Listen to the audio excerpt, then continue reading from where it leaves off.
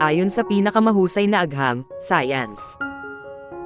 Wala sa kanila ang may casual na relasyon sa pagitan ng mga salita ng isang tao at isa pang tao makagat man ang kanilang dila. Paano ka maniniwala dyan?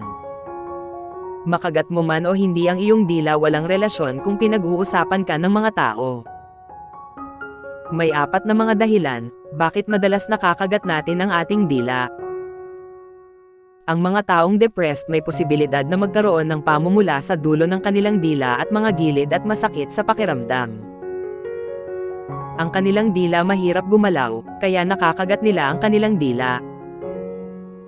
Dahil sa pangmatagalang labis na pamumuwersa at kulang sa pahinga. May kaugnayan sa sakit sa puso.